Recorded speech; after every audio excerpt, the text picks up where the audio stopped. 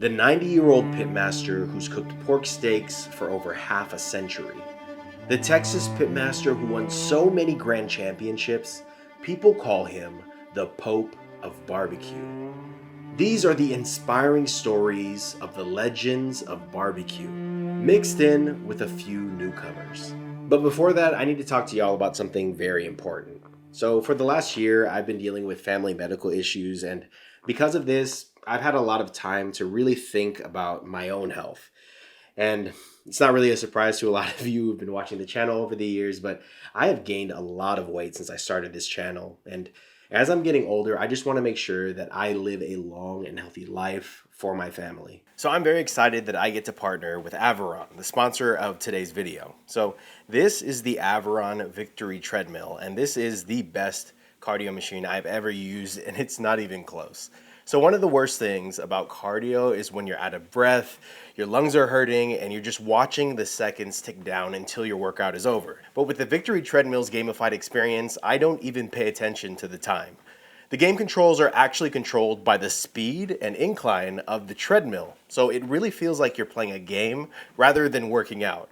It also keeps track of your past scores so you can compete against yourself, and it also has a feature where you can add friends and race against other Victory Treadmill users. The Victory Treadmill also has immersive scenic settings and other streaming options to keep you entertained while you're working out. And if treadmills aren't your thing, Averon also has really nice adjustable dumbbells like these. They also have a gamified rower and bike. So check out the Victory Treadmill and all of Averon's products with a link in the description below. And now let's get to the first barbecue story. The barbecue spot Texas Monthly calls the best brisket in Tennessee. So I got a Instagram message that just said, "Hey, I'm gonna be in town on Wednesday. Will you still have any food left?" And I'm like, "I beg your pardon?" So the first thing I did was call my wife. And I'm like, "You're not gonna believe who just sent me a text message."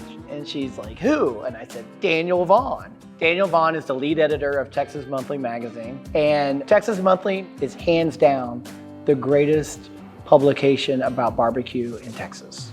To me, a visit from Daniel was the equivalent of me getting a Beard Award or a Michelin star. Daniel came in and had lunch with us. And one of the coolest things about the article that Daniel wrote about us was he called our brisket, and I quote, praiseworthy, which I define as good enough to take back to Texas and serve. That was a home run in my book. The name of the article that Daniel wrote about us is named after a Willie Nelson song. This Texas barbecue joint is perfectly at home in Nashville. Shotgun Willies is my second favorite Willie Nelson song.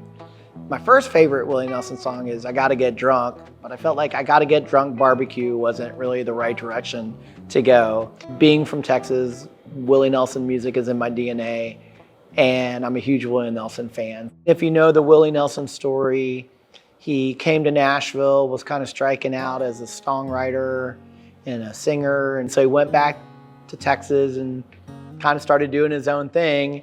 And when he started doing his own thing, that's when he started taking off, and that was like when he was 40. I think the big takeaway from the Willie Nelson story is it's never too late to start. I say a lot that I am too old for this, and in a lot of ways I am. It is a young person's game. 50 years old wasn't really the time to get into this as a professional. If you've got a dream or you've got a passion, it's never too late to follow your dream or follow your passion.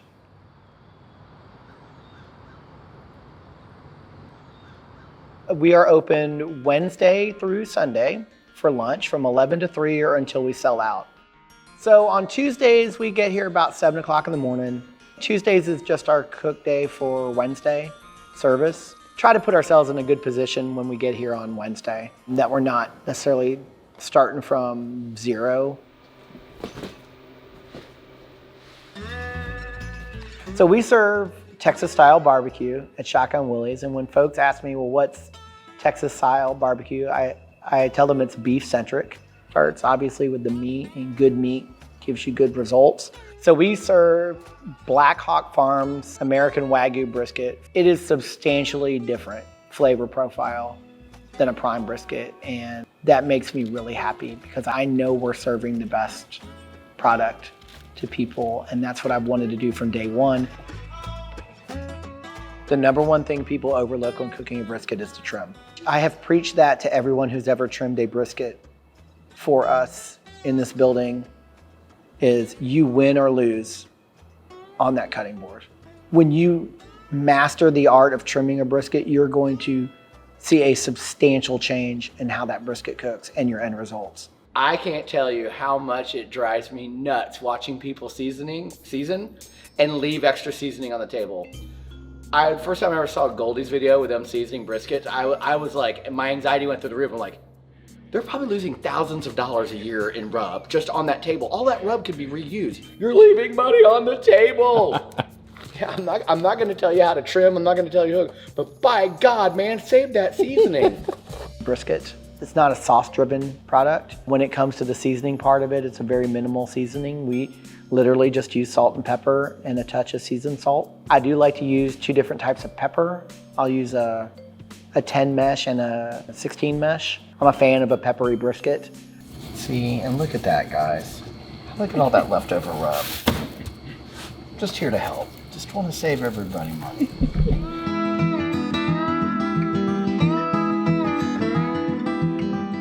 So our smokers at the old place had a nice little pit room and everything, and we hit a little bit of delays with our construction, and so our pit shed is on order but not installed yet. So the fact that there hasn't been a mutiny just shows you the caliber of people that I have helping me out on this thing. My favorite thing about cooking brisket is the time it takes to cook it. It slows me down. We're kind of communicating throughout the whole process. I'm paying attention to what it's doing. I'm managing a fire. Through the process, I'm getting better every day at what I do, and I'm learning more about what I do.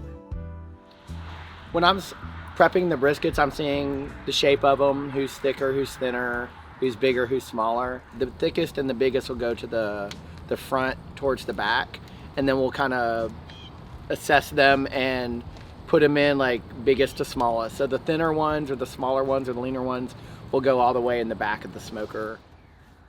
So we have 2 smokers made by Primitive Pits. We have a 500-gallon smoker, and then we have a new one, which is another Primitive Pit that's 1,000-gallon. So the 500-gallon his nickname is Joe, but it's Jose. It's named after the world's greatest baseball player, Jose Altuve. And the big one is named after Earl Campbell. So he's called Earl. Joe just goes to work, man. He just shows up and goes to work. And Earl's just one of the most balanced smokers. It's a nice piece of equipment. We'll run the big pit on the weekends. Our weekday cooks, our Wednesday, Thursday cooks are relatively slow or relatively smaller. As we continue to grow, hopefully we're running both of these guys. So we cook with white oak here primarily because it's what's prevalent in Tennessee. I can't get post oak in Tennessee. And while I like hickory, pretty much every other barbecue place in town cooks with hickory. So I wanted to make sure that our flavor profile just stood out a little differently than what the other folks are doing.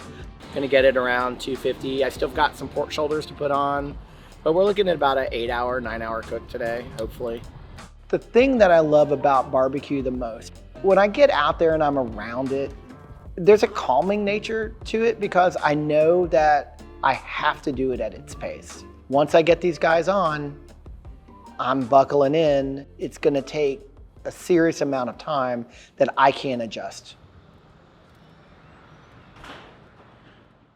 When that first hour of the cook, when I've got everything on, it's not in and out, and I make a cup of coffee and I just sit out there for that first hour. I just hear the birds, or I hear the wind, or I hear the fire. So it almost has a very Zen-like and calming effect. Remember kids, lift with your legs, not with your back. Texas style barbecue differs from Tennessee style barbecue. I think the primary thing is the meat itself. Texas being beef centric and Tennessee and the Southeast being more pork-centric. I think Texas barbecue, for lack of a better term, is a little more simple in the sense of very simple seasoning, very basic seasonings.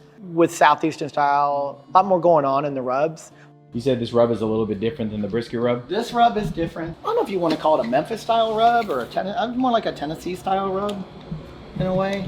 It's got some raw sugar, it's got cayenne, paprika, cumin, dry mustard, garlic, onion, pepper, and salt.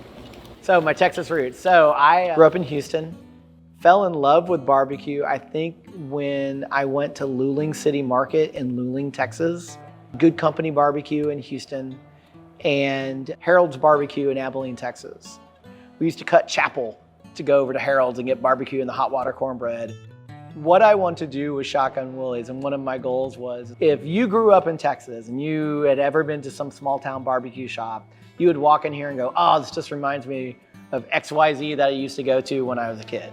I wanted to bring that small town Texas meat market experience to Nashville. I'm very true to my Texas roots and very proud to say that I am able to bring something that I grew up loving in an atmosphere that I grew up in to the city that I live in now. I've heard stories of people trimming pork shoulders and I don't get it. If you're making pork shoulder, Shotgun Willie recommends just put them on.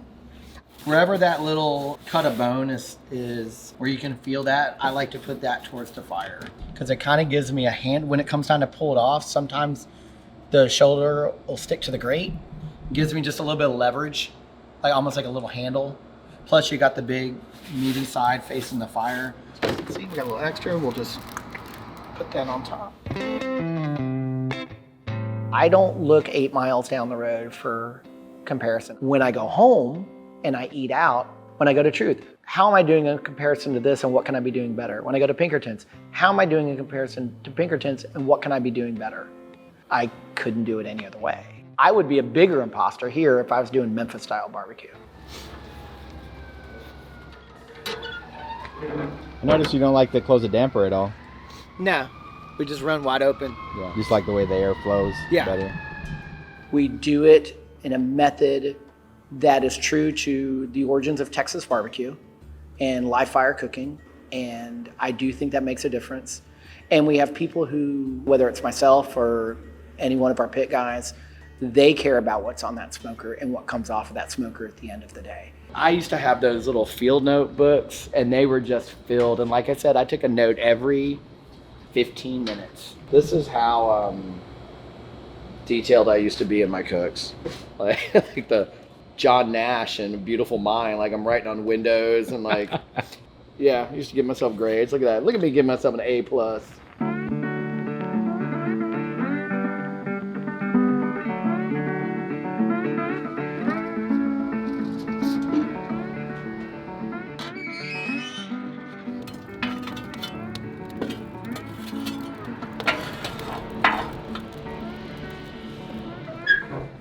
I knew that was coming.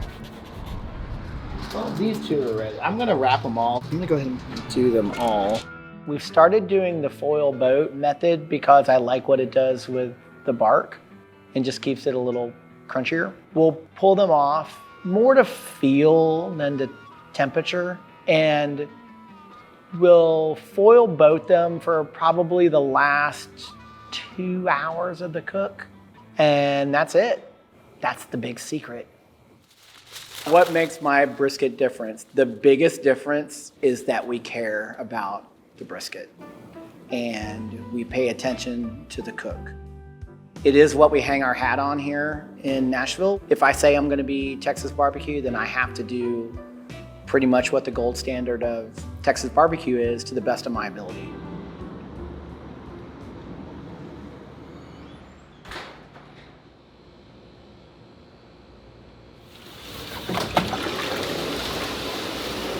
Barbecue isn't all glamour. Sometimes it's putting away the dishes.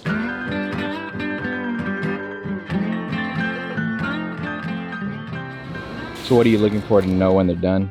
I like to poke around it with the thermometer and just to see how much resistance with the thermometer. Then I like to just kind of tuck my finger under, kind of about where the decal was. See how tender that is. And if it's feeling like soft to the touch, little resistance but still soft, that's when I'll pull it.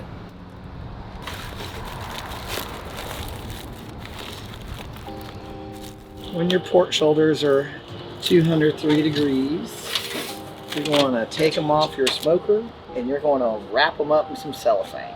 And you're going to want to hold them for at least an hour. So what that does is it keeps that port shoulder nice and tender. So if you're not serving all of it at once, a lot of places or a lot of folks will just shred it all at once and you'll keep hitting it with grease. And then you get like a real mushy product. That residual heat's going to keep them nice and warm for a very, very long time. The longer you can set that in there and let those juices redistribute, that's going to make for a really tender shoulder.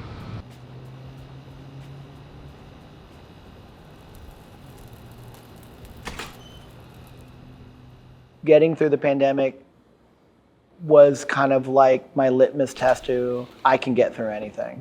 I still to this day do not understand how we're standing. We couldn't have survived a 2-week shutdown. We didn't get one dime of PPP money because we opened too late. We just woke up and went to work, and hopefully enough people came through the door that we could do it the next day. The scariest days of the week when I had payroll, rent, and groceries all on the same Monday. There were weeks we started with $70 in the bank, and I'm not exaggerating. I never laid off an employee, I never missed a payroll, and I never bounced a check. The hardest part of the journey was taking the next step forward. I have experienced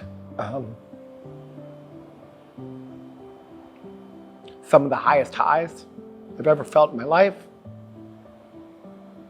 I faced some of the most difficult challenges. Nothing about this has been easy, but I wouldn't change one part of it.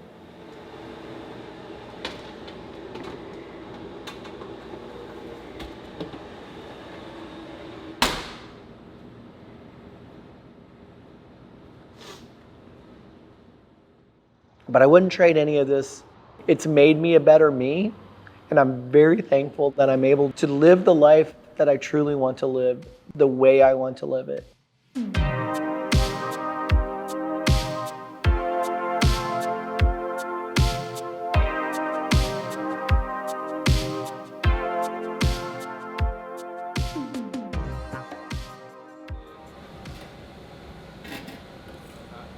Kitchen folks get here about 8 o'clock, start getting prepped up and ready to go to have everything on the line by 11 o'clock. We need to get all our sides prepared and done, get our baked goods. We bake fresh every day.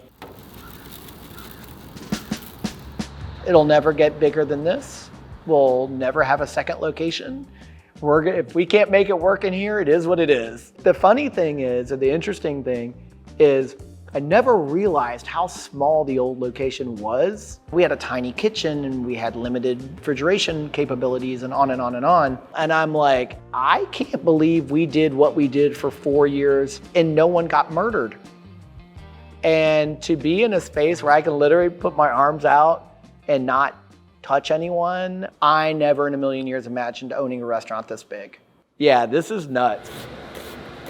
I have a wonderful kitchen staff. Cody handles all the sides, making and prepping the sides. Matt handles a little bit of side prep, but does all my baking. Marissa serves up the sides and then does some side prep in the morning as well. I've got Joanna, who is our cashier, and she runs all things cash related. Chris comes in on Wednesdays and Thursdays, and I love how I found Chris. Chris came in and was buying a bottled drink, so I just happened to say, hey, don't worry about that. You can just come back here and wash some dishes for a little bit. We don't have a dishwasher on Wednesday and Thursday. Well, at Thursday morning at 10:45, who is knocking on my door with her rubber gloves and her apron? It's Chris. And I haven't been able to get rid of her since. And finally, Mr. Tony, the legend, Mr. Tony, he's my mentor, my right-hand man. I don't know where this place would be without this guy, to be honest with you. He's a fantastic human being. I'm very, very lucky to have the crew behind me that does what they do every single day, and I couldn't do it without them. I truly couldn't. I tried it once and it didn't work.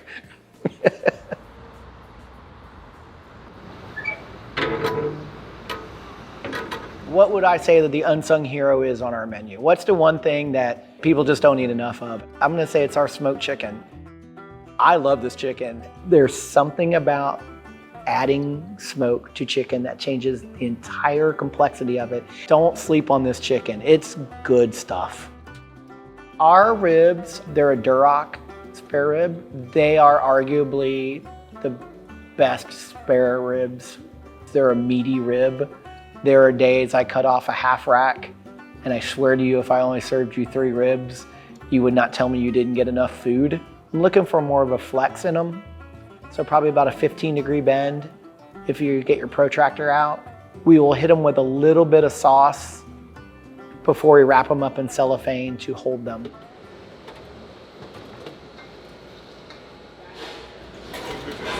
How y'all doing today? Welcome to Shotgun Willies, or welcome back.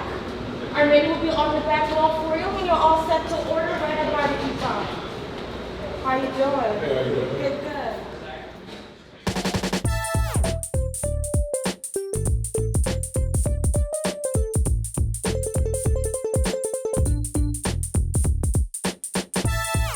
I love cutting meat and plating meat as much as I love cooking it. I think the cutter's role, you're kind of an MC. What can I get for you? Hi. Can I get the brisket, please? Plate, sure, for here to go. For here, do you like lean brisket, fatty brisket? Fatty for the lady. What 2 sides for you? I will greet you when you come in and take your order. You're welcome to do everything a la carte if you like, but we do plates and sandwiches. We'll do a plate with a 1/2 pound of meat and 2 sides. Sandwich will be a 1/3 pound of meat and 1 side. The closest thing we have to like a sampler plate is the Texas Trinity, which is a pound of brisket, a 1/2 rack of ribs, 2 sausages, and 2 medium sides. I love, in a weird way, showing off what we did. This is what we did, and I'm going to present it to you in this really great fashion, like that looks good, that gets you excited about what you want to eat. Hopefully that experience just continues to amplify itself throughout the whole time that you're visiting us. Barbecue and food in general to me is way more than just the food that you eat. It's the story behind it. My brother and I were both working at the same restaurant. He was the sous chef, I was an assistant kitchen manager. We got done working one Friday night or Saturday night, came back to my house, sat down on a couch, and we're sitting there just kind of hanging out. Well, is this all that we're gonna do? We're gonna work in restaurants for the rest of our lives? What's the plan? So he looked at me and said, hey, you ever thought about joining the military? We went down to the recruiter the next day, signed a dotted line, and the rest is kind of history. So one of the biggest things I learned from being in the Army was your body can do more than your mind will allow you to.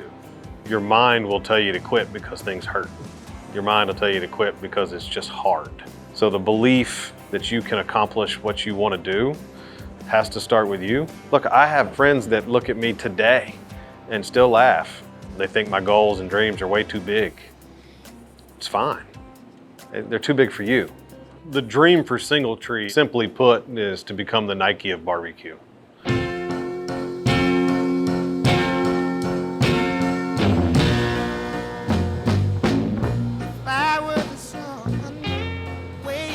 Music for me, it's right there with food. It feeds the soul, right? One of my favorite music genres to listen to is kind of like mid-70s R&B, soul. It's true pain that somebody's felt, or true happiness, or true love that somebody's felt.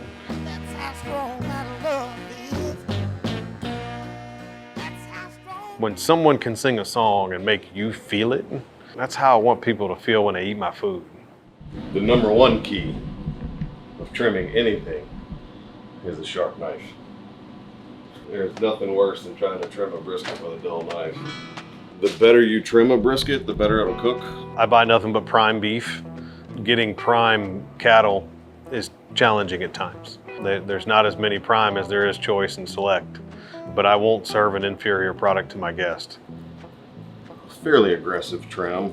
I'm just trying to feel for, get rid of all that real hard fat so it'll render.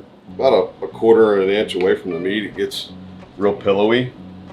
So that real pillowy fat will render down and just drip right back down into the meat. Makes it just wonderful. And I try to leave, you can kind of tell, I try to leave about 1/4 of an inch all the way around. With Tennessee being a primarily pork state, pork is what people believe barbecue is in Tennessee. People come in and don't really understand that brisket's beef. And when we have people come in and they try the brisket, the mindset changes a little bit. I just go ahead and separate while I'm trimming and get all the fat versus the meat off. This we grind down for tallow and cook it. This we grind down for our burgers. We only serve pork spare ribs. So we leave the spare rib whole. We trim it up a little bit just to kind of make it look pretty. Spares are one of my favorite ribs to eat. And then on top of all of that, baby backs are so much smaller. I just feel like if I'm gonna charge you for it, you should get a pretty good value for it as well. That's where the membranes. Yeah. It's faster than pulling them off. And I don't think you can tell the difference. I'm sure somebody out there is gonna cuss me for that. That's why it's Single Tree BBQ and not John Smith's barbecue, right? Amen.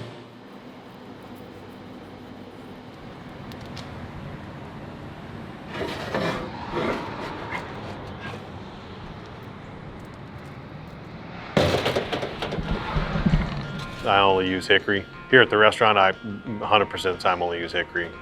It's what I grew up on. Some people don't like hickory because it's a pretty pungent flavor. I think it can be if you're not careful. Hickory for me just kind of tastes like home. For the first fire, you get it blazing pretty good, and it gives you a good coal bed. Even though we smoke every day, you got a small coal bed in there now. By the time I get everything trimmed and ready to go on the smoker, having that big coal bed is just, then it's just maintaining all day. Barbecue takes me back to my grandfather's farm. It takes me back to when I was, 7, 8, 9, 10 years old, and I'm sitting on a bench watching a fire, and we're talking and we're trying to solve the world's problems. My grandfather was a 28-year veteran, was an attorney when he got out of the Army, became a federal judge in Chattanooga. He was one of the officers that worked on the original peace treaty for Vietnam. The name of his farm was Single Tree Farm. So you pulled in the driveway, this big long ridge, there was one big hickory tree that stood above all the rest of them. When we started the brand, I knew that our brand was going to be called Single Tree for the simple fact of it had to mean more to me than just barbecue. And Single Tree to me is more of a legacy. I'll let that go. Yeah, buddy. When you get out here, the sun's coming up earlier than almost 7 o'clock in the morning. And that sun about to crest over that building right there, this is my moment.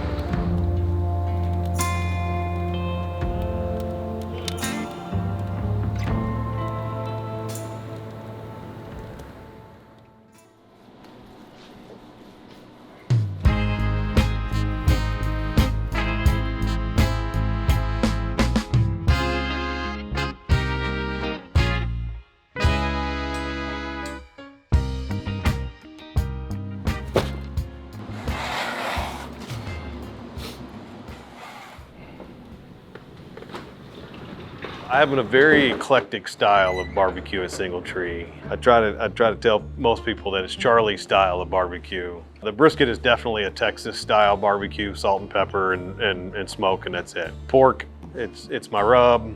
Merry Christmas. It's very Tennessee-ish. My ribs are definitely Memphis, dry rub all the way. I don't put any barbecue sauce on it. Love potion number 9. Also known as water. What is the water for? So when they're nice and moist, they don't seem to dry out as fast. Sometimes you get like these thin pieces, they just don't seem to curl up as much, right?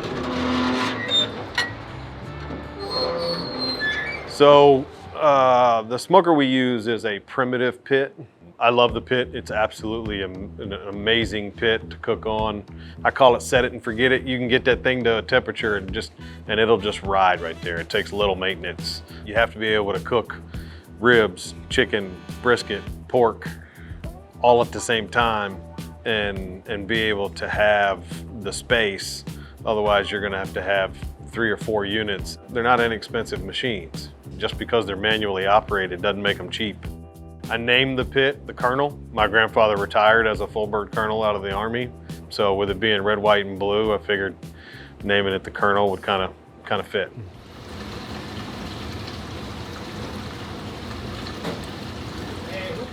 You want the glorious parts of barbecue? Is that what you're trying to get now?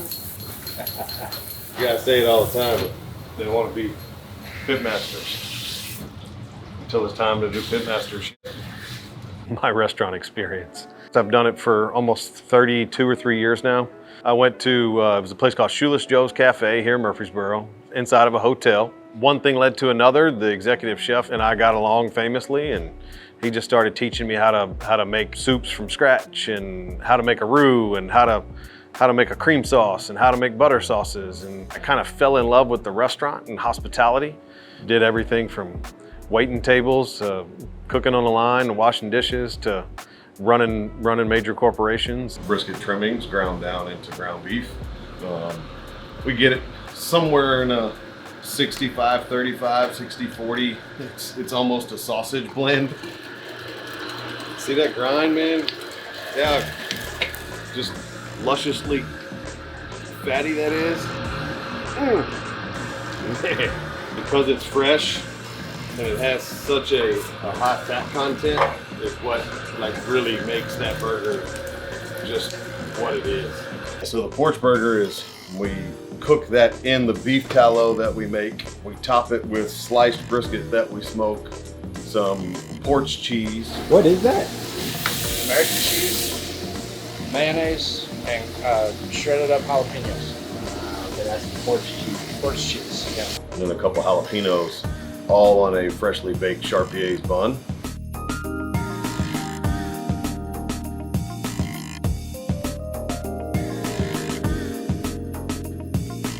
Wow, that was really good. Cheese. So, with this,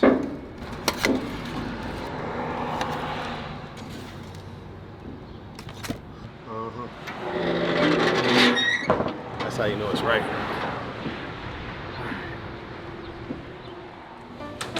Oh, the smell of pine sol and smoke in the morning.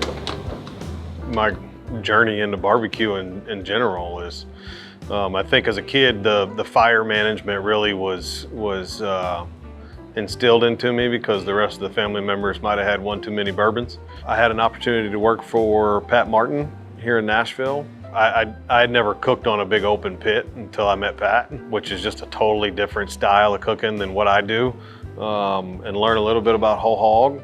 I'm not good at it. It's an art form to cook a whole hog, but that afforded me the opportunity to learn from some really cool people and go and do some things that I would have never done before. Oh yeah. Oh yeah, look at that. So I use this foil in it. It doesn't get any more smoke on it. And then all the rest of the juices just keep going down in there. It's kind of basting itself for the rest of the cook. Really makes it nice and juicy. So pork is one of those things that you can undercook and overcook. You know, brisket, if you overcook it, it's just gonna be really, really tender. Once you get it to that point of moisture and all the collagen breaking down and the intermuscular fats, it's not gonna lose its moisture level as much as pork will. Pork, you can overcook and dry it out. Pork's done. Now to the good stuff. Look at that. Already just falling off the bone. I don't have my thermometer, but they're not ready yet. They're close. Look at that. Just, I mean, it just juices everywhere. I told you, man, this is my favorite right here. Flip those over, just leave that bone in there. Like that. My favorite to cook is brisket. I love cooking brisket because it's so tedious, because it is so, every piece of meat's different. My smoker's not covered. So, you know, it sits out in the elements all day. The weather changes, right? The humidity level changes. How you smoke day to day changes. Starting to get that spongy feel. Bark's set. Already got the jiggles.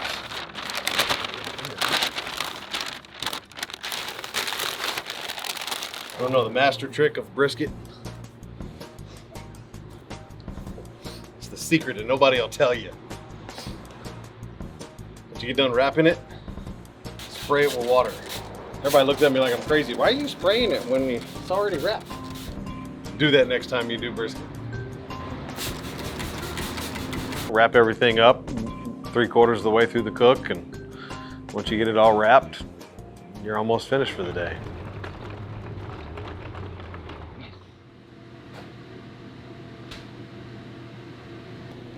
Just gonna try to sit them all as close together as possible. Yeah, I gotta make one table so everybody can meet everybody. So we've reached out to the local restaurants here in town, and we're gonna have local restaurant owners come to the restaurant here tonight, just making sure that the place is set up and ready to go when they get here. Everybody will be welcomed in open arms and on time, and you know, be a lot of fun. Doing good. How you doing? Appreciate you guys coming. This community didn't start with nobody in it. Somebody had to build it, right? So why don't we try to make it better? Why don't we try to give back what we can? I got some barbecue on the smoker, so I'm gonna make sure it's good. We're gonna eat around 5. Simply just the networking and be able to meet everybody face to face makes it a successful event.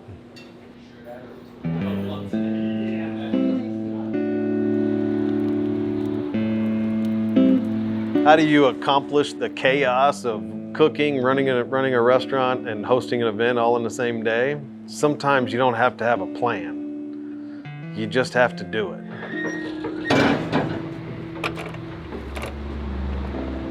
You can have 10 briskets on your smoker, and all 10 of them temp differently. You know, I've had them temp from 195 to 210, and they're all on the same smoker.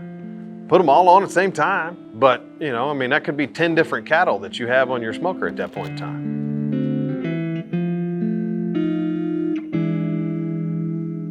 When you cut through the brisket and the slice you just cut falls over and you see all the fatty in there and the juice, it looks unbelievable. That just makes me want to cut into it and eat it myself. So what's your secret to not hit a bone? Just follow the bone pattern. Kind of see it right there. This is we call it the magic dust. Charlie may have a different name for it. We put the magic dust on the potato salad, the mash. As far as our cold foods, that's it. You put this stuff on cereal?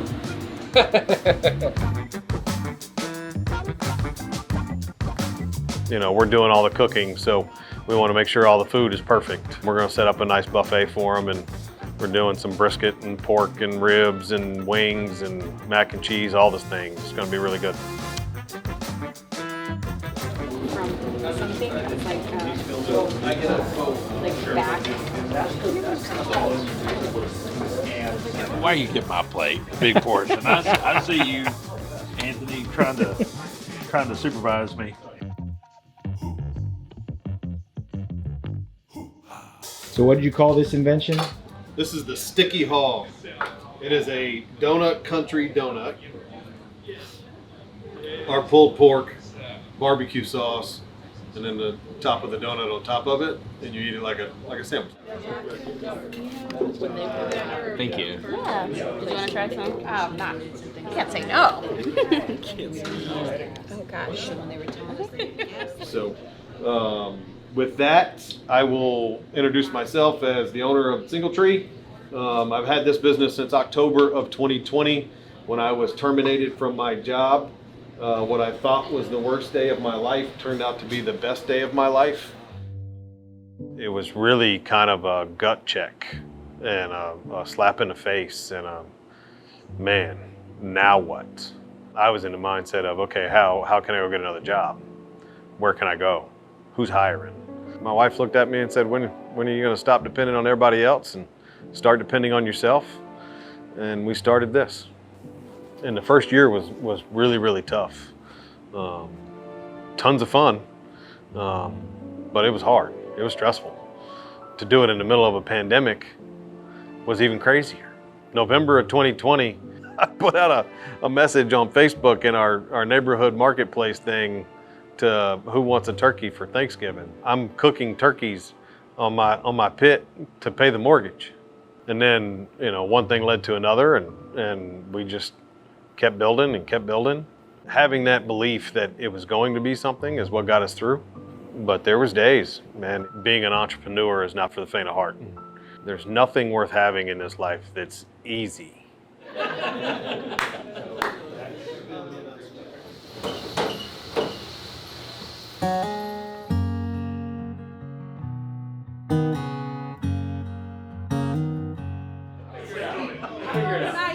It's Ben, right? Yes.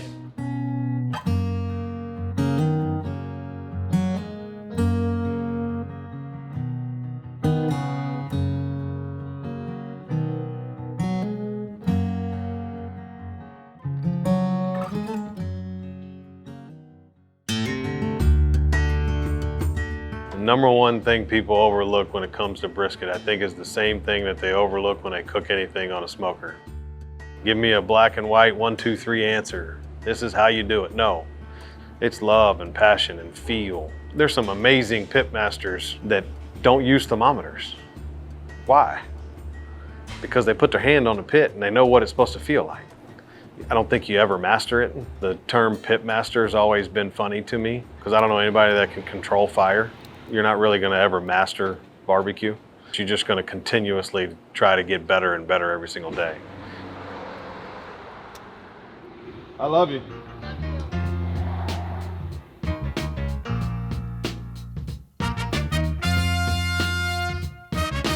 Baby, here I am, I'm a man on the scene. I can give you what you want, but you got to go home with me. Boys and things will come by the dozen. That ain't nothing but trouble. You don't have to do that. Just standing here talking to Anthony, I figured I'd go. You don't think I'm nice? You don't normally take the chairs down, right? No, no. This is false pretense, but I don't know. Sunrise was amazing. It was almost as pretty as you. My wife is one of the most amazing people I've ever met in my life. She's my best friend. She's everything to me. It's amazing the motivation that she can give me by just a simple look. I probably would have never done this if she would have never walked up into my office and said, stop depending on everybody else for your future. When they took his job away, I was like, that's it, you know, like, you can do this for yourself. And like I said before, it couldn't have been worse in the moment we were in. So let's just go for it. Let's take the chance. And he did. He made it happen. And so now we're here. Now I'm working in the restaurant several days a week, but that's okay. It's okay. It's worth it. I'll never forget, I was sitting in a recliner one night and I was talking to her. And my dad walked in the room and he goes, son, if you don't marry that woman, I'm going to. Like, you need to figure it out. She's cooler than shit. Like, go ahead and figure that out. Make it happen. Come on, let's go. If I didn't have my wife, I wouldn't have this. This has been a dream come true. What are you about to make? The smoked tomatoes to add to the chili. Bring them back inside, pull the skin off, pulse them till they still a little chunky, not all the way broke down. Don't want them emulsified or broke down all the way. Spot's got all the spices already in it. We actually use our ground brisket trimmings from when Charlie trims the brisket. Let's try this out. I like that. Man, it's gonna hit when it starts to get like really cold. Good stuff, Scott. I say it's got spice, but it's not spicy.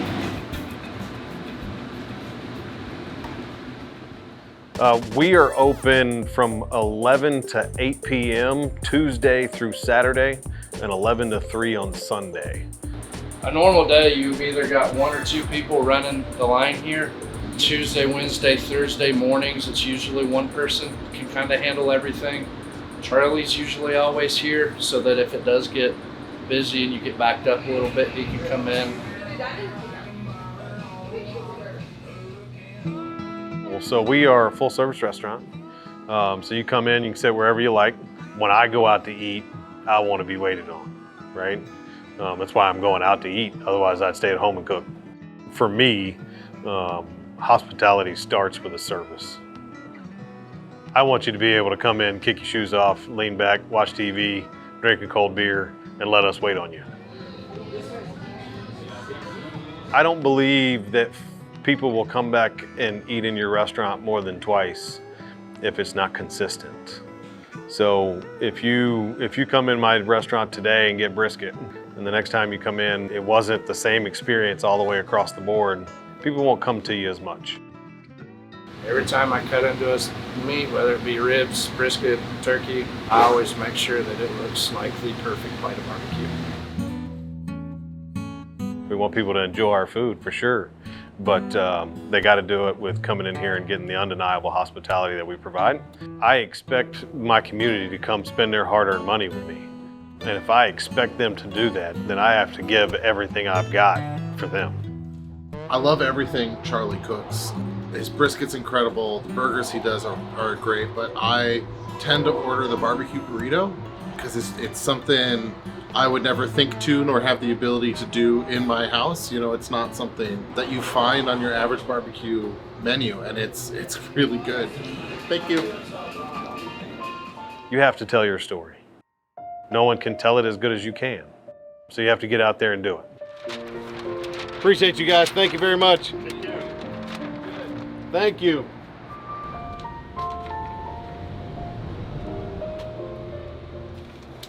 Makes me happy when you was doing that right there. Yeah. Yeah, buddy.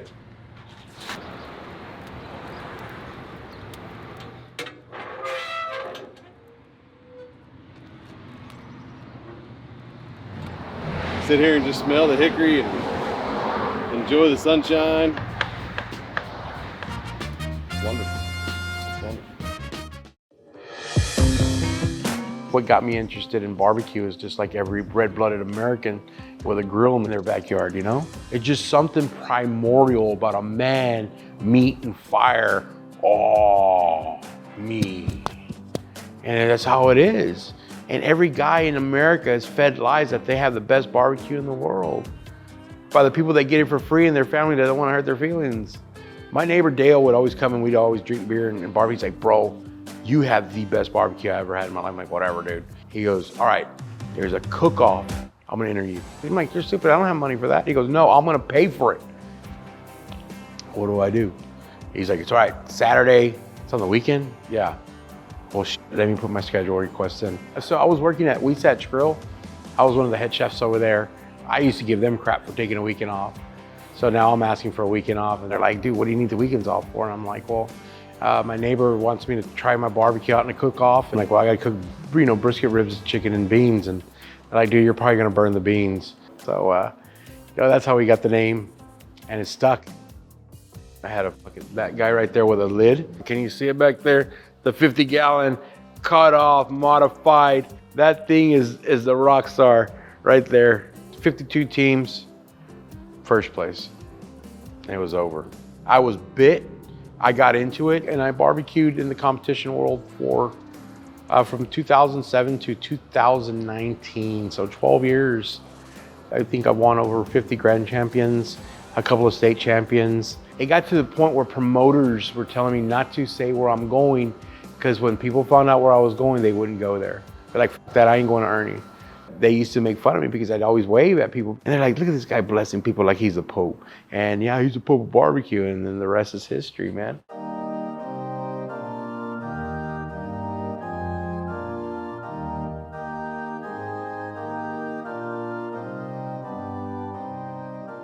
The Burnt Bean is located in Seguin, Texas, downtown. It's a great little spot in this little small rural town. And just as much as the Burnt Bean name is unique when it comes to barbecue, same thing with the building. It doesn't look like your typical barbecue joint. It's just like this grand cathedral of a building with these high ceilings, and it's just got this vibe that you can't recreate. We had this one customer, he's like, I'm really digging this barnhouse industrial. Like, what the f is that? And then he's like, yeah, that's what they call this. I'm like, yeah, barnhouse, that's what we're going for, is the barnhouse industrial. And I was like, dude, we're just bougie on a budget, you know what I mean?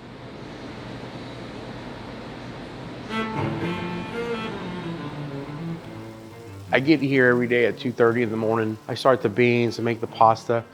And for a good 4.5 hours, it's just me. And it's time to collect my thoughts. It's time to, think of how the day's going. So all morning, is it just constantly like these 2 burners like going? I mean, you got a nice building. There's no kitchen, man. This is it. So it was an old burned down bakery, and then it became a bar. So it was never a kitchen. Dude, we got 2 burners, bro. That's it. Okay, so the queso mac, when I came up with the queso mac, it had like tomatoes, it's got like a salsa in it. It's like you would want to eat it with chips. And I thought that would be kind of cool. That's what we call it, queso mac. And we put it with the mac and cheese, and I was using it at the time. But here goes to what you want to do and what your customers want, your consumers. Well, 90% of people that come in with fountains, who loves mac and cheese? The kids. So when you have that and they're like, oh, it's too spicy. I'm like, well, let's just run this. And it's still good. But man, when I do my old school call, damn, that's what shit. So there was a group page on Facebook called Texas Pitmaster Barbecue. And the people who look out talent put a flyer up there and said, hey, we are looking for, chefs at barbecue. So we have this, thing called Chop Grill Masters, and we're looking for 16 of the best barbecue grill masters there is in America, and you're vying for $50,000. So I got on the show, and that's it. And when I was there, bro, all the other ones have went against master chefs and beat them. I've never even met a master chef. I was fanboying the people that I was going against because I was like, oh my God, I have your book. Oh my God, I have your barbecue sauce. Oh my God, you're Sam Choi, the king of Hawaii. Aloha man. And after the first dish was done, I felt more comfortable, and I won. And then I won the next one, and then I went to the finals, and then I beat them. I beat them all, and I was 50 G's in my pocket. I remember Sam Choi from Hawaii. He asked, hey, what's your name? And I said, my name is Ernest Cervantes, and they Googled me, and there was 0. Like 0 in Google. Like, this motherfucker doesn't even have anything on Google, and he just whooped y'all's ass. I cried the whole way home, and I called my wife. Now I can go buy me a trailer to barbecue. Now it was like, now I can go to the next step of how to get to this restaurant.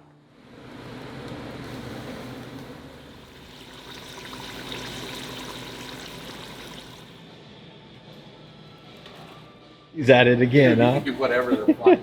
He can fix PA systems and then put a 350 block in a car in the same day.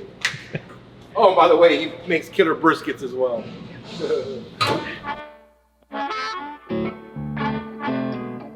Super Dave Kirkland is my business partner.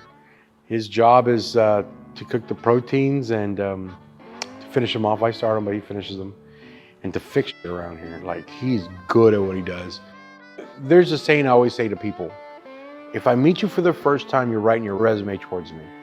So I'll find out if you're a good person, a bad person, a hard worker, lazy worker, a good father, bad father, whatever. And what made Dave my business partner, he has the same work ethic as I do. We work. There's no excuses, we work, because you gotta work. There's no days off, and we can't take days off. Yeah, we're tired, but we gotta put the grind in. And he puts his time in, man.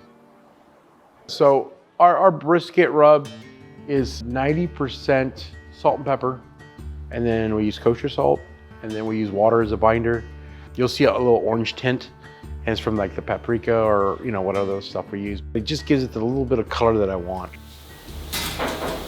Wow, that's a monster. What is that, like a 25-pounder? Yeah, pretty much. What the heck? Our ribs is 16 mesh, and our AP, we make an AP rub.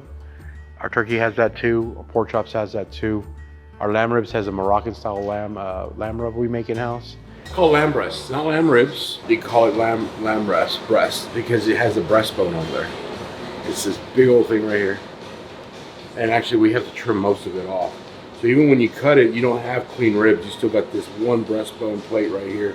And once it's cooked, you gotta take it out too. I always, the first 2 hours I cold smoke because I wanna knock the chill off. I go straight from the cooler to here, and I don't want them to start at like 250 or whatever, and then they tighten and they kind of curl up and all this stuff. So what we do is I literally cold smoke them just to bring them to temp. And once I like the way they feel, that's when I start cooking them. We use 3 different levels of post oak, and they have a certain type of moisture on it. For the beginning of when we cook, I use the bigger cuts, which have a higher moisture content because the smoke has a better flavor tones. But yeah, it's all post oak. And I always say this, you never get tired of working the pits because it's the art of controlling fire with a piece of wood and controlling temperatures with a piece of wood and a shovel to stoke the coals, to see how your fire is going. It's the best feeling in the world, man. A lot of people are curious on the pit room. My favorite thing is, and Dave and I always make a joke, we had a quarter for every time someone goes and walks right by and says, is this where the magic happens? You know, we'd be rich, you know? And we got the smokehouse right here. We got the mill scales. Those are our workhorses. We have the M&M La Negra, and she can hold like I think up to 1,000 pounds. We've never gotten her that big, but that thing's a freaking monster. The 2 main pits are very sentimental to me. I named them after my grandma. So we have one named Amelia and then one named Belia. These ladies had 3rd grade educations and 2nd grade educations, didn't know how to read and write. They worked hard, doing whatever it takes to survive, to become very successful business ladies, driving Lincoln Town cars, Cadillacs, paying them cash from a 2nd grade education. So there was no fucking reason for me not to bust my balls if they can do it with that.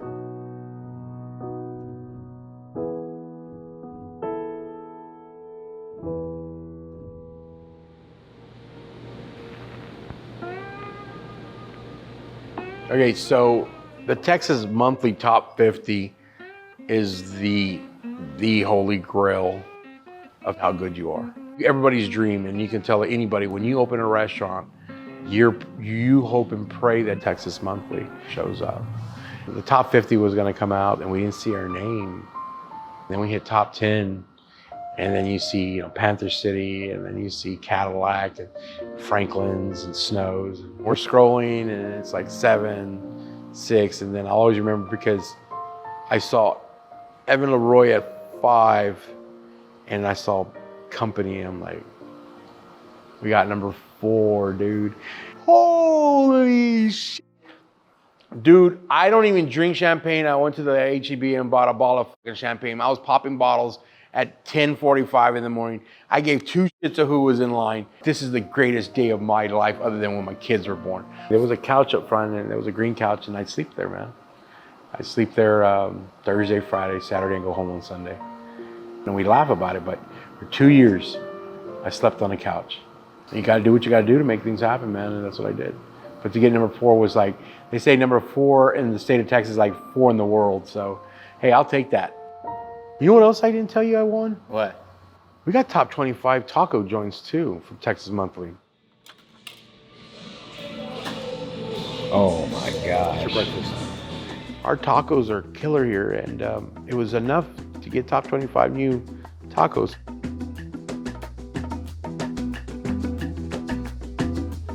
So savory, warms your soul, and then you get that cheesy tortilla. Nice soft tortilla, man. So good. So yeah, we do thick cuts of, like you ever gone to a steakhouse and how they give you those big thick pieces of bacon. So that's what we're doing here. I'm curing it for about 10 days. Then we smoke it for about 14 hours. And then you slice it and you slowly cook it just to render up fat and get the nice color. It's beautiful, man. It's like a labor. It's like sausage making. It's a labor of love, man.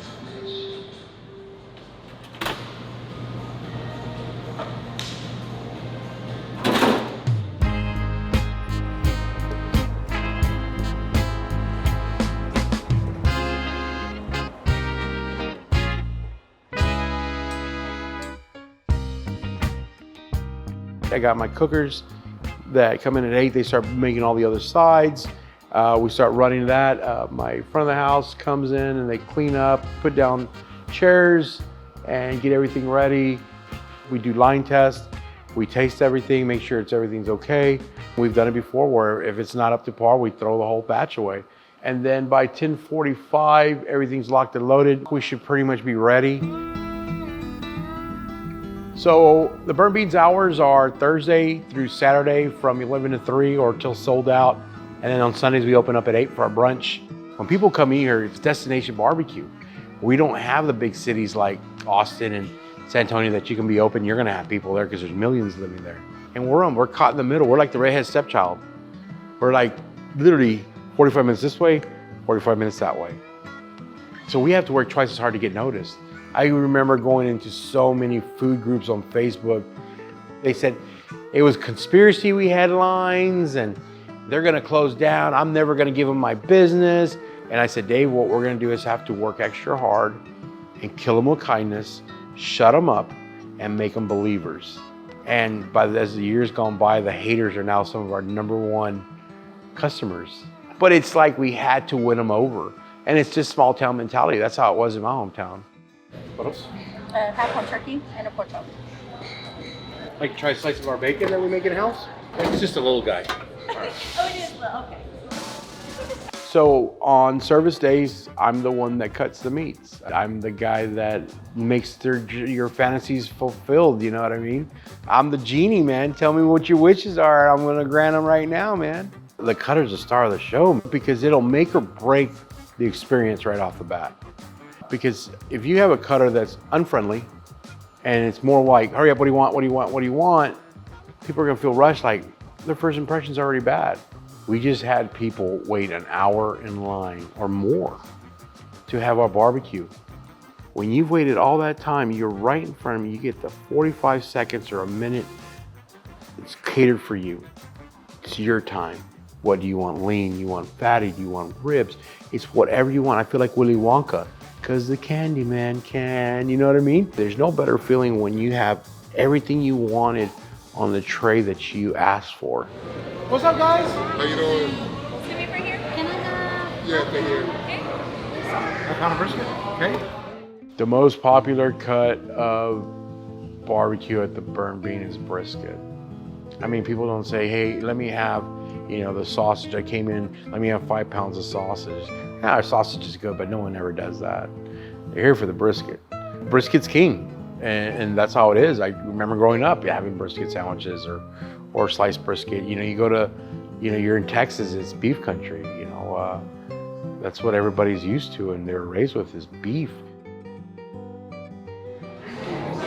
You got a kid sandwich, right? You got the kid sandwich. Kid? Yeah.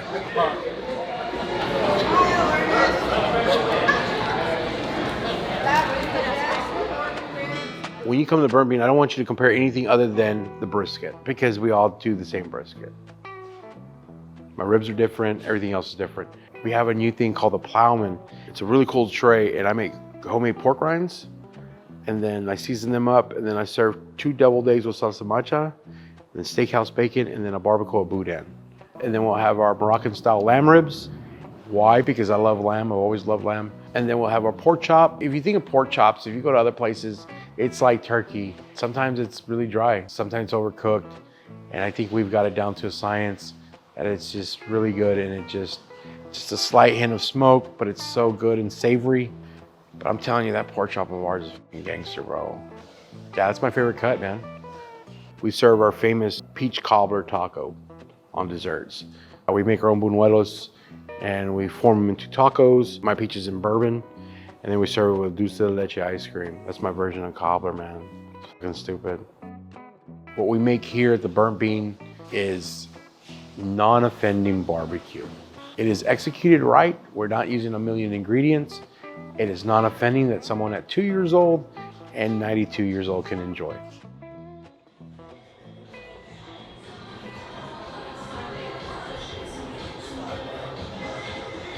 When did they shoot this? It's been a few months ago. It's you, Dave. Where's your Burnt Bean shirt? Oh, that was my special one.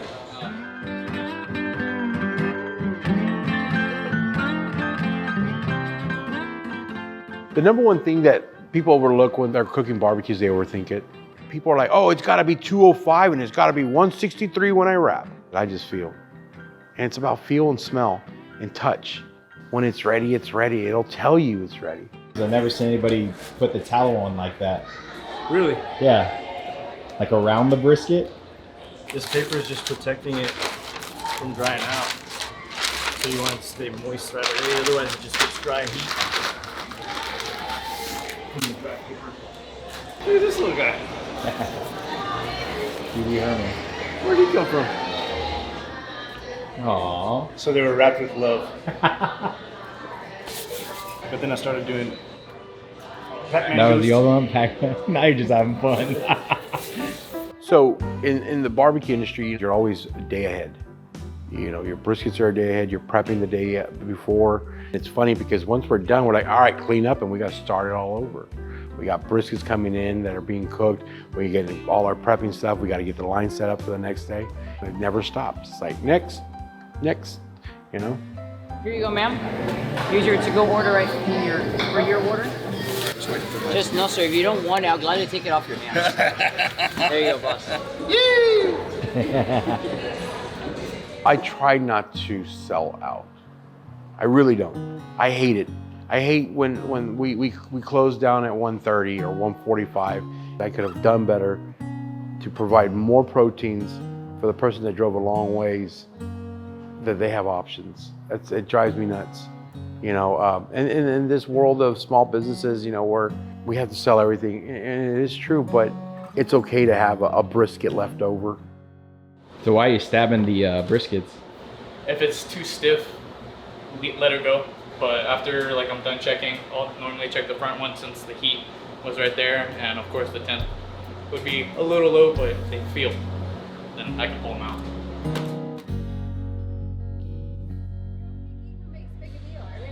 No, that's fair.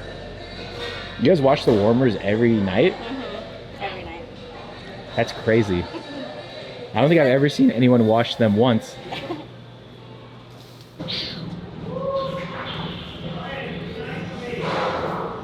We deep clean this guy every Sunday. All right, guess I gotta put a pin in this and go eat. They're big on eating as a family, which is nice. So, you know, at the end of the day, if my team killed it, we were super busy, I'll go get pizza. I'll get pizza for the team, or burgers, or, you know, sometimes chicken tenders, whatever they want. Most of the time, we eat as a family.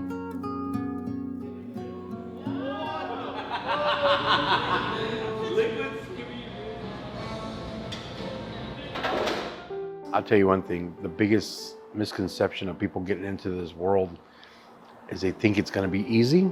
I call it the gold rush of barbecue. Everybody's wanting to do it because they see everybody else doing it. They think they're gonna get it in the top 50, and they're gonna have lines out the door, and they're gonna have sold out signs and everything. And the reality is, it's fucking hard. I work 19 hours and I gotta do it again tomorrow. And people don't see that. It's not a happily ever after. You gotta slay that dragon every day.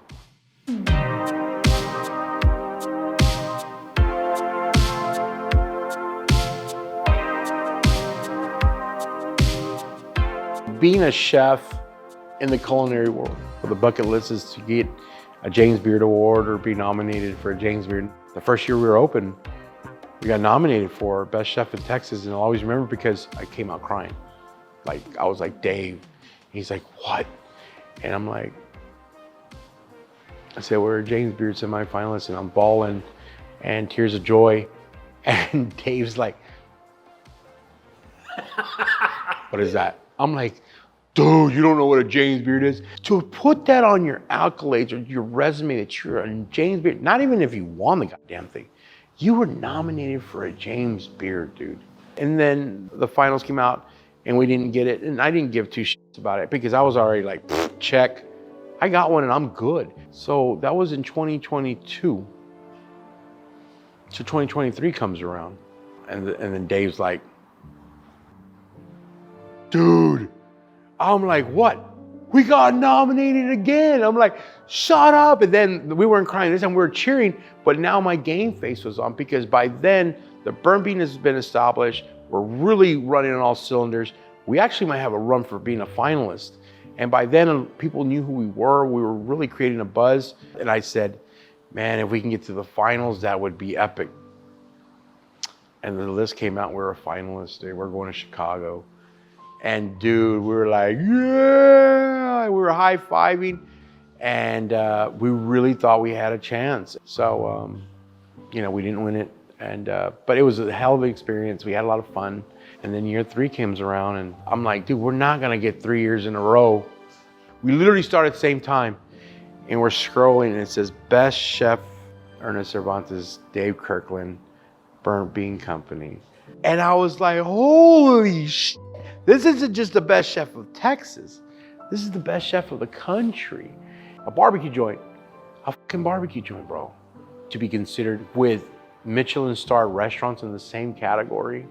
You had LA, you had Chicago, you had New York, you had Vegas, you had Seattle, and then you had Seguin, Texas. I mean, how cool is that, right? I've been working in restaurants since I was 16 years old. That's all I ever wanted to do, man. And I'm telling you right now, I've been in the restaurant industry for 20 years, brother. I've worked in a lot of kitchens. This is the hardest kitchen I've ever worked in, man. It's labor intensive.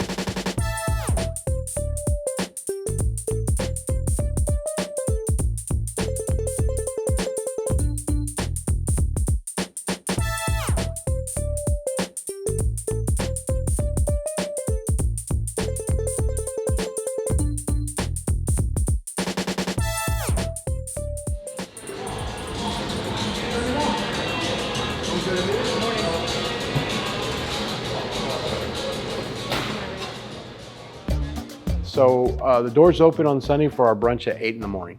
And the eggs last till about 11:30, depending on how many we have. Sunday brunches is the Mexican Waffle House, bro. Straight up, short order cooking, go, go, go, go. But it's so much fun. It's only on a Sunday, it's only for 3 hours. It's not something they can get every day. And they're coming from Houston and Dallas and San Antonio and the Valley because they know this type of flavor. It triggers something. A memory from my dad's pork steaks, to my dad's brisket, to my grandmother's desserts. Everything you see is a story of how I was raised. 2 O's on Charles, third. Anything else? Yes, ma'am. Thank you. That's one thing I do here, is I'm making barbecue that you want to eat, that I want you to eat, because I make shit that I want to eat. Like some specials, because I got a craving for it. One of our dishes is named Blue October after my favorite band.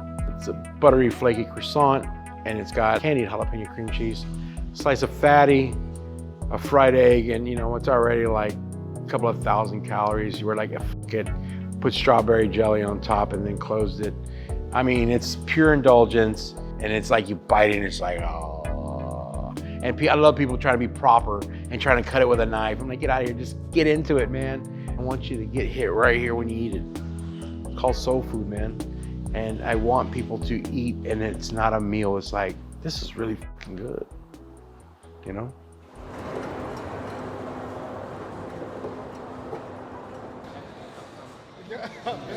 Thank you so much. Hey, y'all have a great day. It's like I tell people, I have the 56-year-old plan.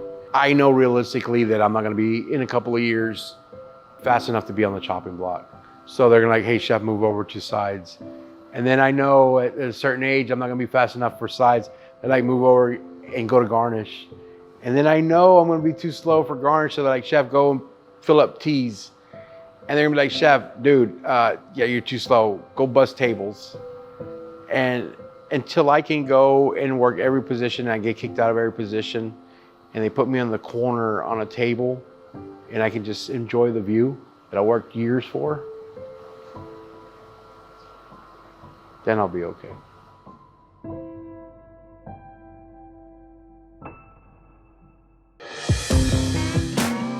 I first met Miss Tootsie when I was probably just a grade school or less. Kerry was just a young boy running around in town, barefoot, overalls. And at no time during that period did I ever think that someday he would be my boss.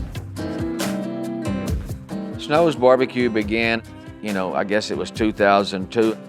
I mentioned to her about coming over here and opening a barbecue place.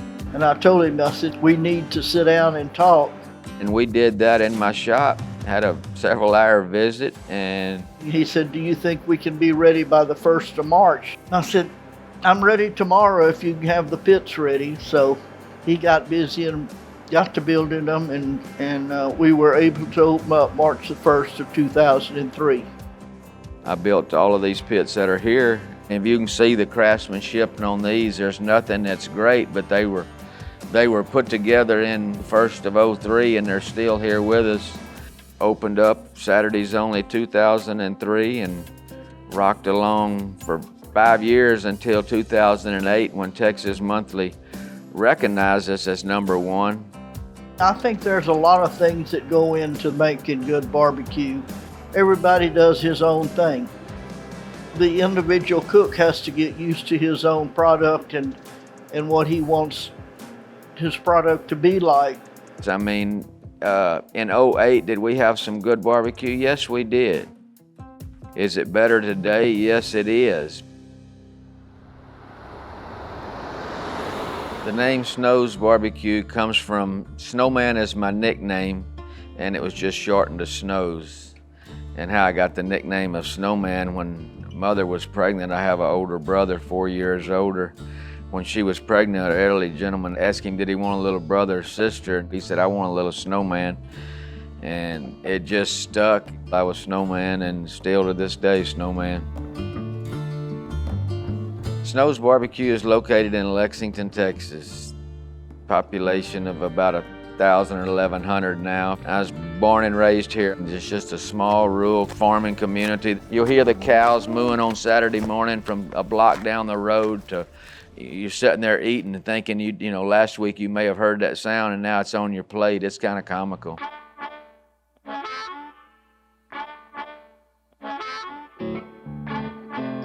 These are the direct pits, and these are real common out in this area. This is just like the pit over at Snow's. Obviously it's just brick, but they'll load coals in through here. And you got your grate over here, and all the barbecues set on here. And then we'll burn wood over here. Call this thing a torpedo, but it looks like one. Just a big Esperon barrel. That's massive. Yeah.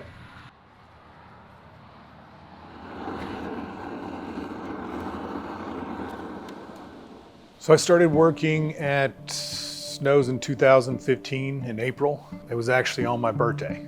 I was just a regular ordering food, and that's when unfortunately Tootsie's son got sick, and he got diagnosed with cancer and was unable to work. When he developed the brain cancer and had surgery, Carrie hired Clay to come in. So I met Miss Tootsie probably when I was 3 or 4, really small. Tootsie was badass to me before she was famous. And so I came up here and I said, hey Tootsie, do you remember, Craig Cowgill's son? And she said, oh yeah, you almost died in my meat market. Well, I remembered him as a little bitty tot. And I remember one Saturday morning he choking on a piece of bread or some meat. As the years went by, and then I learned to know him after he came to work for us.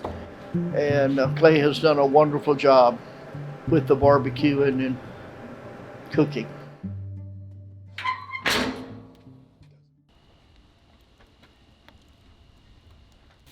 So my shift normally starts like around 6:30, and around 7 I'll light the fire. Brisket will go on around 8:30.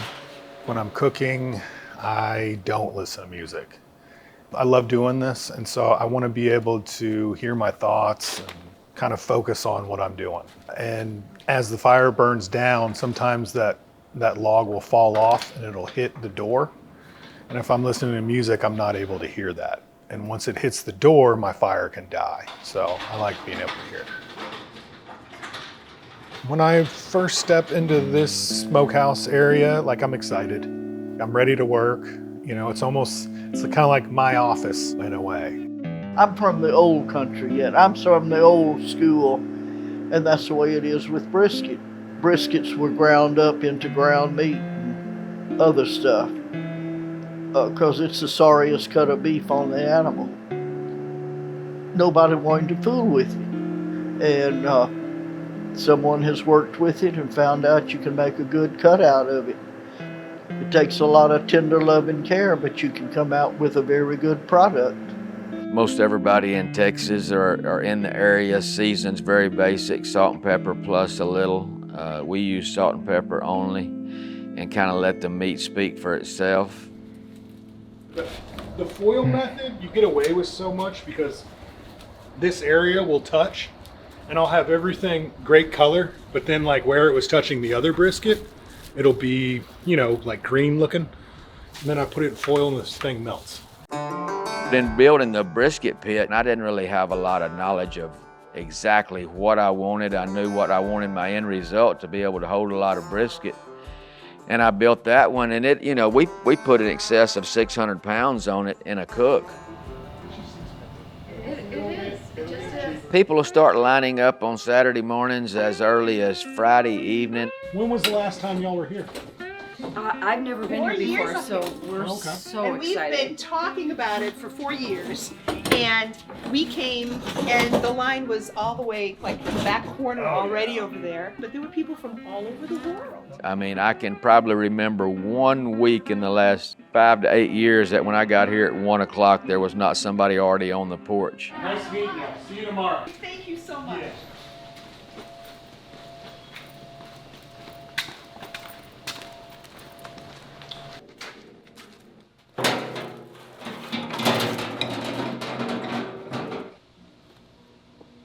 These are a little greener than normal, but that's okay. What I'm doing is just switching from like the briskets that were in the hottest spot to the coolest spot on the pit and vice versa. Clay he's very, very attention to detail and does an exceptional job at what he's done. And we've started doing some classes throughout the year with him. Everybody we've had in the class have left extremely excited and felt like it was well worth their time spent here. So how do you know where to put each brisket? Like I memorized this shit, man. I used to tell, like I told a guy from class, he was like, how do you memorize them all? I was like, I name them all. And then he was like, what's this one's name? I was like, that's Bert. And then he showed me the same brisket like 10 minutes later. I was like, why are you showing me Bert again? He's like, oh my God, you do memorize them. Friday night and Saturday, that's a pretty long day. He'll come in, you know, 6:30 to 7:30 on a Friday night and leave at 10:30 to 12 on Saturday mornings. And in our brisket cooking process, if you're sidetracked for a minute, you could burn them up. I really can't say enough good things about what he does for this business. You said this one is your favorite pit right here? This one, I mean, I like all of them. Like my favorite way to cook is on those, like cooking pork steaks over there. Because that's a lot harder. And I can teach you how to do all this in one day. Yeah. But it's gonna take me a couple of months to get you to do this right. At about midnight, I'm gonna light this big firebox so that Carrie can have coals to cook pork, steak, and chicken. And then I'm gonna manage that and keep loading him up full of wood throughout the entire cook that we have until next morning. I get here on Saturday mornings now, usually around the 1:30 a.m. mark, and then somewhere right around 2, I'll put the pork and the chicken on. My favorite cuts of barbecue would probably still be the same the whole time we've opened, is the pork steaks. It's nothing other than a pork butt or a pork shoulder that's cut into about 2.5 inches. It's just a popular item that has become more popular in Texas barbecue. The indirect smokers and stuff that we use today just were not available or popular, but cooking over direct coals is, I mean, it's really like no other. The smoke of the coals, the drippings of the meat, and the mop sauce that we use drips on the coals, and the aroma again comes back up. And I mean, there's really nothing like it, and there's very few today that still do that. I mean, it's not the most economical way to cook at all, but you know, it's part of the origin of barbecue and where we started.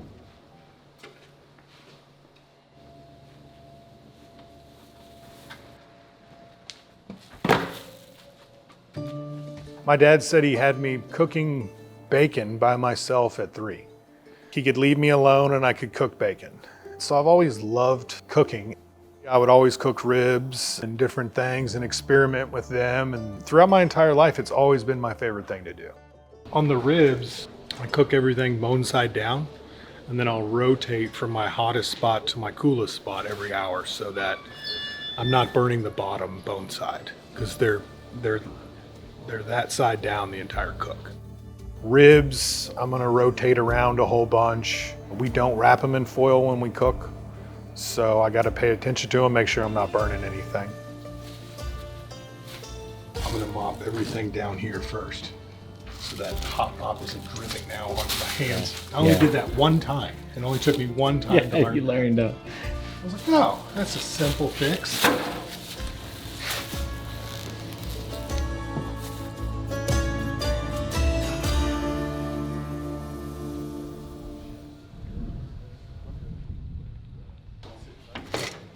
These have already got pretty good color. We'll flip them and cook them a while. Pretty hot on that other side, and then shortly before we open, we'll turn them back over. Get a little finish. The mop sauce. The mop sauce is just a concoction of several different items that we put together, and again, it is basically the same thing that Miss Tootsie had used for many years.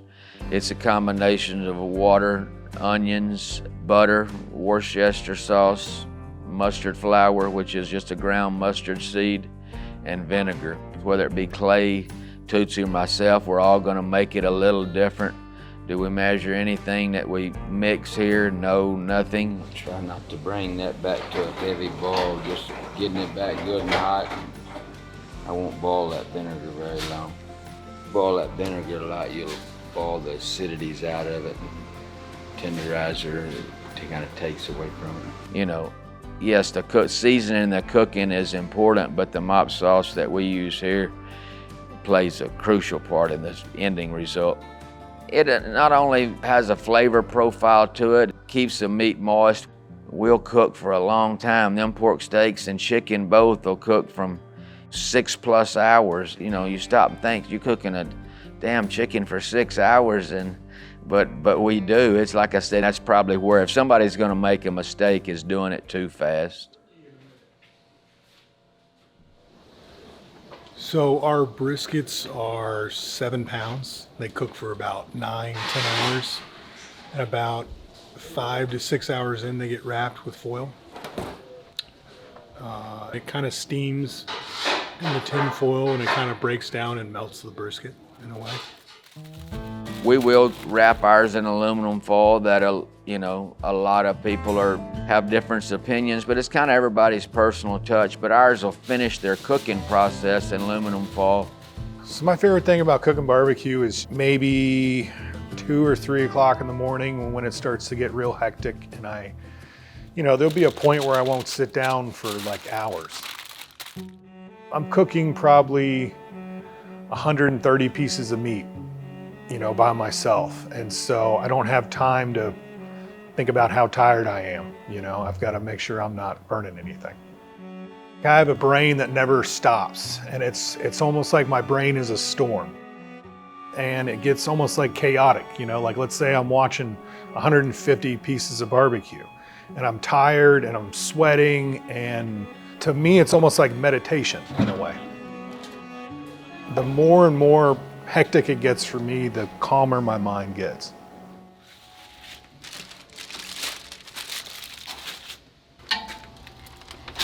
Okay, done.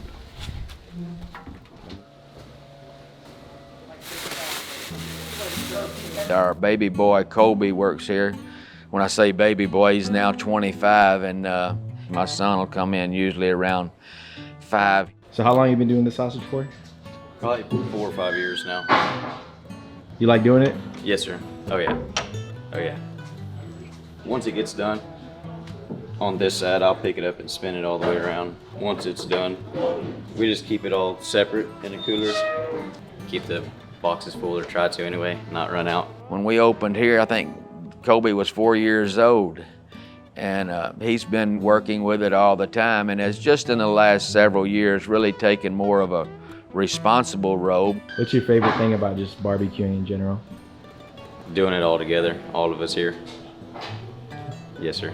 Larissa, which is the oldest that works here, currently she works our to-go line out back that's either locals or pre-orders that people can call and get an order to go. My goals or dreams for the future of Snow's Barbecue would be to, our kids to continue to run it if that's what they choose to do when I'm gone. They have been part of our growing process that I'm back to so thankful for, with how many people contributed to getting us where we are today, and my kids are definitely one of them, and they play a huge part in it. You smell the mop on here? Smell the vinegar? Oh, yeah. Mm-hmm. That's how you can tell if you got enough vinegar, if it makes you want to cough. Yeah.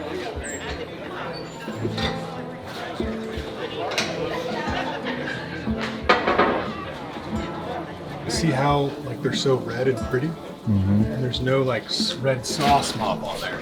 Okay. This is what I'm looking for. I got breaks in the ribs, and then I can turn it over and put my finger through the back of the skin. And that's how I can tell.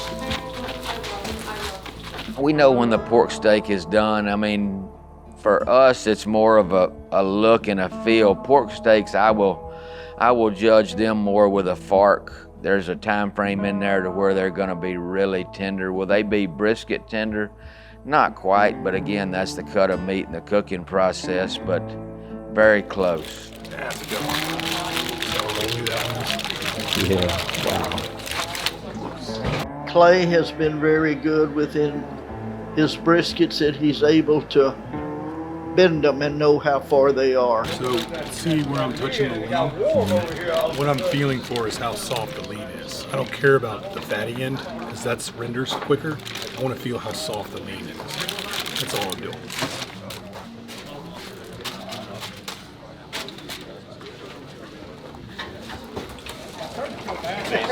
Amazing. Thank you. You're welcome. My favorite part in the shift is probably around 6:30. Seeing people show up in the morning was like my second breath. It's just I love what I do. Keep rotating. Keep rotating. The secret, rotate. Clay does his job and we don't get in each other's way. He's got his cookers he's on with the indirect heat. I'm on my cookers with the direct heat. And Clay has been a very wonderful man to work with. It took me a little time to get used to him, but I have really enjoyed him. Miss Tootsie comes to work now on Saturday mornings, usually 6:30-ish, times back in the earlier days where she'd start the fires and everything. But she'll come in now at 6:30 or 7 and she'll finish the pork and the chicken that I put on at 2. What I appreciate about her the most is her work ethic. And she loves barbecue, she loves to cook barbecue. I've been in the barbecue business since 1966. I got into the barbecuing by accident. My husband worked for a meat market in Giddings. They were shorthand one day, and so the boss asked him if I would come in and help. Well, it ended up from 1 day to 1 week to 1 month to years. So we bought the meat market, and I had it for 20 years until my husband suffered a stroke, and we had to get rid of it then. She comes in earlier morning, and it's more of a relaxing time for her, and that hasn't been an easy transformation for her to get into that. She's one that's always had to have her hand in it. Then after Chef's Table, that opened up another new world. Since then, we have people from all over the world that come to visit Snow's and to meet me and to take pictures with us. Well, Miss Tootsie's notoriety has been instrumental to a lot of people in the business. That's very rewarding. Instead of all the awards, certificates, and I just don't go for that. I go for the joy and the pleasure of seeing someone's face light up when they recognize me. I lost my husband in December of 15 and my son in March of 16. God closed those doors. They weren't coming back. But God opened up so many other doors for me to walk the path that I have met such wonderful people. I give all my praise to God that He has given me the strength and courage and enlightenment to continue.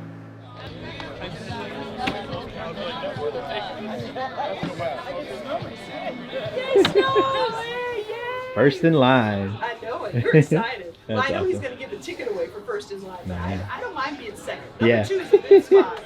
We'll do a raffle before we open up. I let the line just self-number theirself, and that's usually a chore, but that's easier than having tickets or numbers. I'll probably do the first half raffle and then open up and then come do the back half, and then we'll give the Yeti away about 8 maybe. Keep it going. Gotta say it out loud. Lone Star, Tito's vodka. We serve all that at our free bar, which, you know, not many places have a free bar at 7:30 in the morning. Can I get 2 Lone Stars? And now we have the merch building on a Saturday. That'll be staffed with 2 people in the merchandise building. Let's go with this one sticker also, please. Where's 142? 57. We'll get you back up there.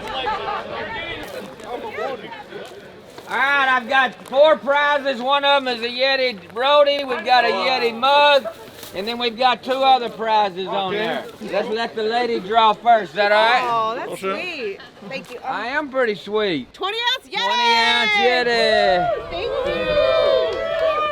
you. You know, we've divided this country way too much for no reason. You know, whether you're this side of the fence or that side of the fence, the dividing line is way too strong, and you should be nice to everybody. We've all got one goal, and that's, you know, that's to be productive and to serve our Lord, and that's what we've done.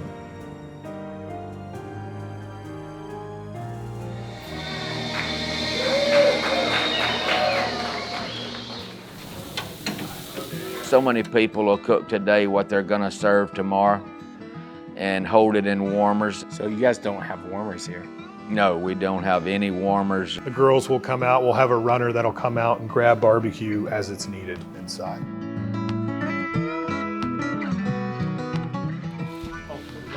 Okay, I'll take the 2 pound brisket, 2 pounds of pork ribs to go. 73.60. Yeah, I'm gonna need chicken too. Yeah, 73.60. The style of barbecue we cook at Snow's, I would call it the old traditional style of barbecue. We don't do plates. We sell it by the pound. It's sliced in front of you. You know, as you come through the line, we don't push people through in a hurry. Thank you so much. The first customers. Here we are. I know, we're so excited. This is amazing. Wow. Yeah, let me Look at that, huh? That is a platter right there. It is. My favorite cuts are probably the pork steak. When I first came in and I reintroduced myself to Tootsie, I had some pork steak. And I've never had a piece of food that like jogged my memory so far back. But I took one bite of that pork steak and it was the same bite. And it literally took me back to where I was probably like 3 or 4, eating there, swinging my feet off the porch table. And I was like, oh my gosh, it's the same thing.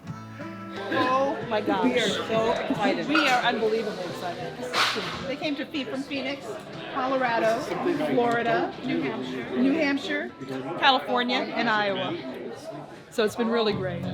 This is one of the best places where it's going to create a really good barbecue memory. The memories here are better than the barbecue.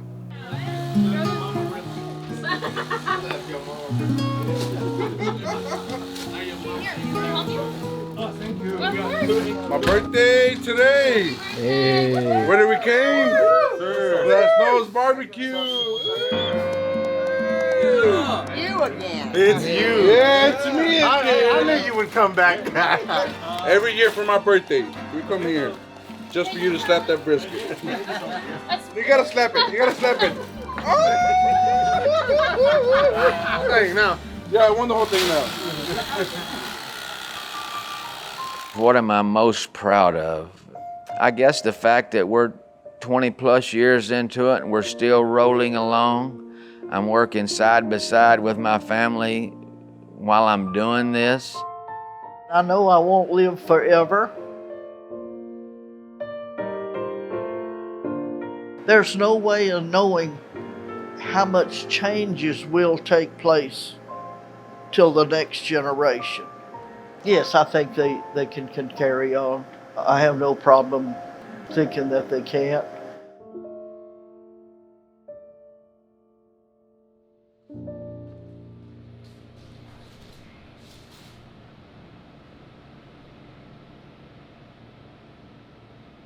People don't understand the barbecue family, as we call it.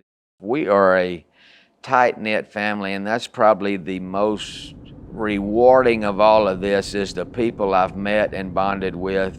Could name a couple of them, you know, Wayne Mueller, Louis Mueller and Taylor always had an open door. You'll get 4 sausages, and you'll get the burnt-ends, and you get the 3 sides. Thought I'd treat them to Yeah. the world's best barbecue. Okay. Yeah.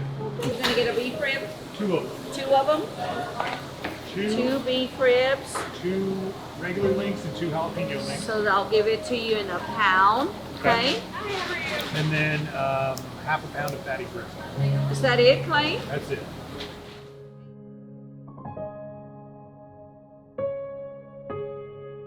So people have come in here before and eaten this beef rib, taken one bite, and said, hey, I want to do this for the rest of my life and open up restaurants because of this. Oh, dude. It's so fucking good. It's magic.